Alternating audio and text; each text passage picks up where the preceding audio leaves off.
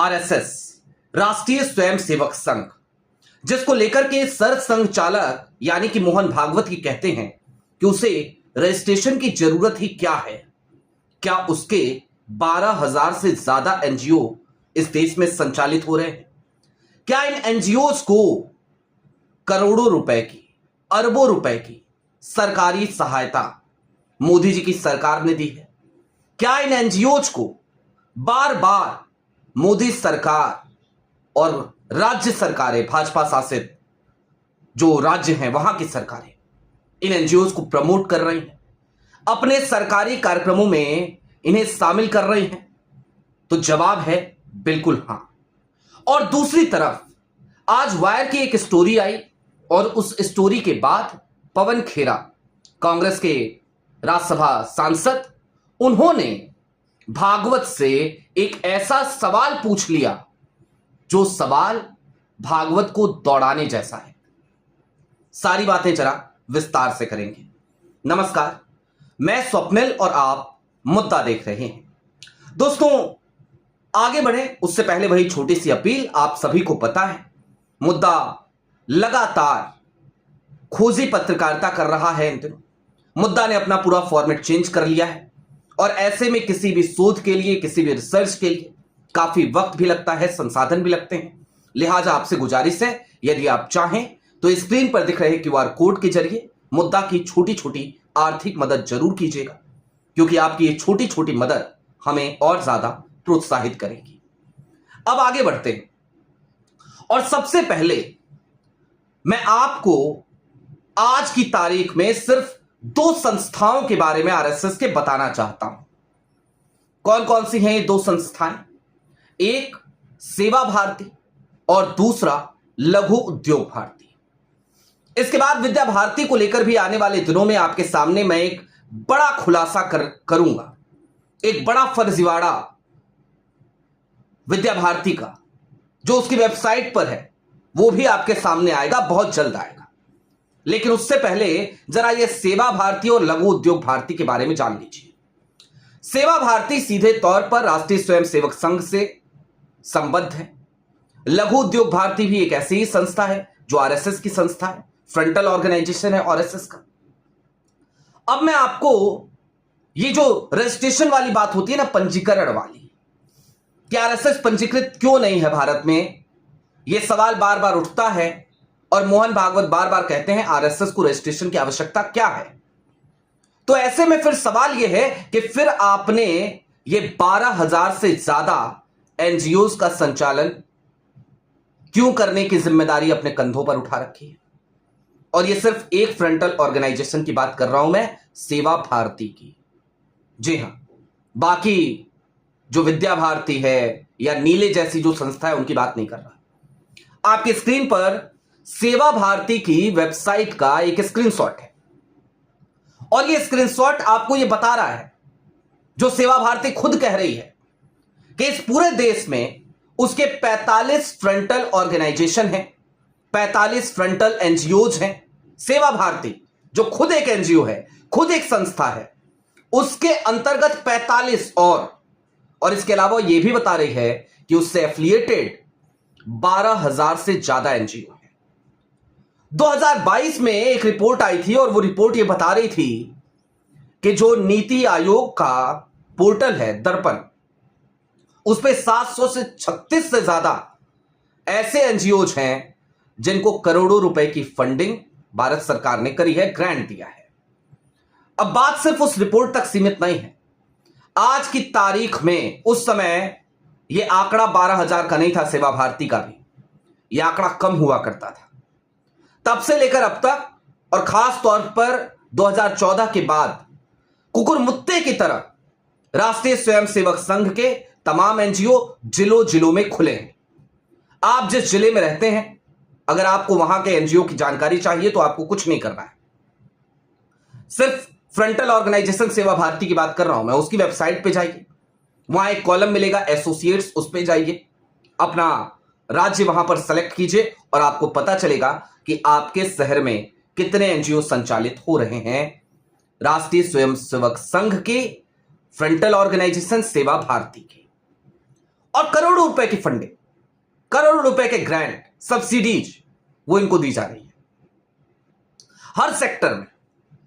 यहां तक कि तमाम राज्य सरकारें किस तरीके से इनके साथ काम कर रही हैं, ये अगर आपको समझना हो तो अब जरा एक और फ्रंटल ऑर्गेनाइजेशन है लघु उद्योग भारती, उसके बारे में थोड़ा सा जान लीजिए।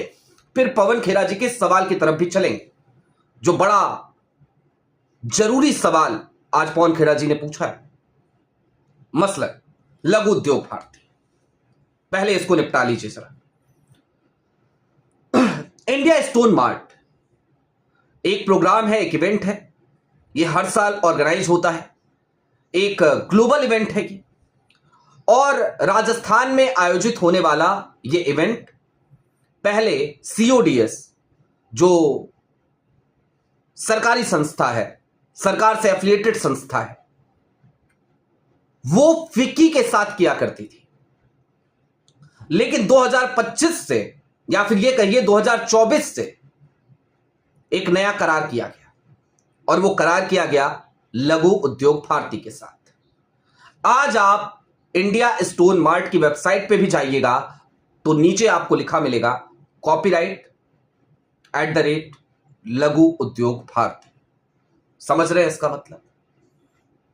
एक ग्लोबल इवेंट भी लघु उद्योग भारती को दिया गया है। जो ग्लोबल यूपी इन्वेस्टर समिट होता है उसमें भी लघु उद्योग भारती एक बड़े पार्टनर के तौर पर, एक साझेदार के तौर पर वहां भी रहती है। और लघु उद्योग भारती से एसोसिएटेड एमएसएमईज जो हैं, जो संघ से जुड़े हुए लोगों की ही एमएसएमईज हैं, उनको भी लगातार फायदे पहुंचाए जा रहे हैं। अब जरा सोचिए कि एक तरफ आरएसएस कहता है कि उसे रजिस्ट्रेशन की जरूरत नहीं, और दूसरी तरफ इतनी सारी संस्थाएं, हजारों लाखों की तादाद में संस्थाएं, एनजीओज उसने रजिस्टर कर रखे हैं। यह एक अम्ब्रेला मॉडल है, या फिर एक ऐसा मॉडल है जो दिखता तो डिसेंट्रलाइज्ड है लेकिन पूरी तरीके से सेंट्रलाइज्ड है। अब पवन खेरा जी के सवाल की तरफ चलिए। उनका एक ट्वीट है आपकी स्क्रीन पर। वार ने आज एक स्टोरी करी, विदेशों में आरएसएस से एफिलिएटेड जो संस्थाएं हैं, 200 से ज्यादा संस्थाएं, वो सभी रजिस्टर्ड हैं। ऐसी एक संस्था है हिंदू स्वयं सेवक संघ। यह अमेरिका में संचालित है और अमेरिका के अलावा कई और देशों में इसका संचालन होता है, और यह वहां पर भी रजिस्टर्ड है। तो पवन खेरा जी ने आज एक जेन्युइन सवाल उठाया, जो आपने अभी ट्वीट देखा। उन्होंने सवाल किया कि क्या आरएसएस वाकई में संविधान को नहीं मानता है, या फिर कि विदेशी देशों के संविधान को मानता है, विदेश के संविधान को मानता है, अमेरिका के संविधान को मानेगा, लंदन के संविधान को मानेगा, लेकिन भारत के संविधान को नहीं मानेगा। भाई खुद रजिस्टर होने में क्या तकलीफ है आरएसएस को? और अगर आपको यह समझना हो कि खुद रजिस्टर होने में क्या तकलीफ है, तो इसे इस तरीके से समझिए कि राष्ट्रीय स्वयंसेवक संघ जिस दिन खुद रजिस्टर हो गया, उस दिन उसके ऊपर कई तरीके की जांच भी हो सकेगी। वो सीधे तौर पर उसके ऊपर सिकंजा कसा जा सकेगा। इन्होंने तो अपना संविधान तक पब्लिक नहीं किया था, सरदार पटेल की वजह से इन्हें करना पड़ा। एक लंबा इतिहास रहा है आरएसएस का, जब ये संविधान को धता बताते रहे हैं। एक लंबा इतिहास रहा जब ये तिरंगे को राष्ट्रीय ध्वज मानने से इनकार करते रहे हैं। ये है आरएसएस, और इसीलिए ये रजिस्टर नहीं होना चाहता। अब आप कितने एनजीओ पे कार्रवाई कर लेंगे? अकेले एक फ्रंटल ऑर्गेनाइजेशन के अगर 12,000 एनजीओ हैं तो कितने एनजीओ की जांच कर लीजिएगा? 45 सेवा भारती के अगर फ्रंटल ऑर्गेनाइजेशन अकेले हैं तो उनमें से कितनों की जांच कर लीजिएगा? और इसके अलावा फिर लघु उद्योग भारती के कितने एमएसएमईज की जांच कर लीजिएगा, जब उसके साथ हजारों की तादाद में एमएसएमई जुड़े हुए हैं। विद्या भारती जो अब सैनिक स्कूल भी संचालित करने लगा है, उसमें भी एक बड़ा फर्जीवाड़ा वो कर रहा है, करेंगे उस पर बात। लेकिन उसके भी कितने एनजीओ की आप जांच कर लीजिए।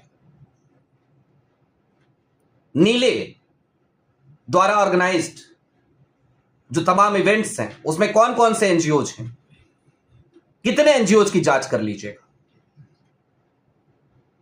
दरअसल जब छिपाने को कुछ नहीं होता तो सब कुछ सामने रखा जाता है, लेकिन आरएसएस के पास छिपाने के लिए शायद बहुत कुछ है, लिहाजा वो खुद को सामने लाना ही नहीं चाहता।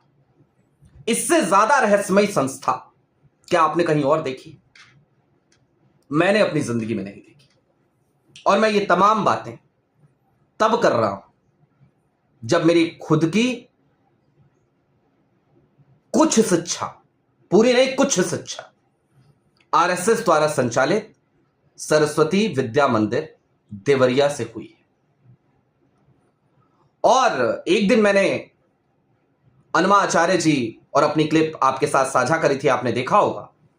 वो भी विद्या मंदिर के छात्रा रही हैं, और उन्होंने भी कहा था कि गांधी से नफरत करना सिखाया गया आरएसएस के स्कूल में।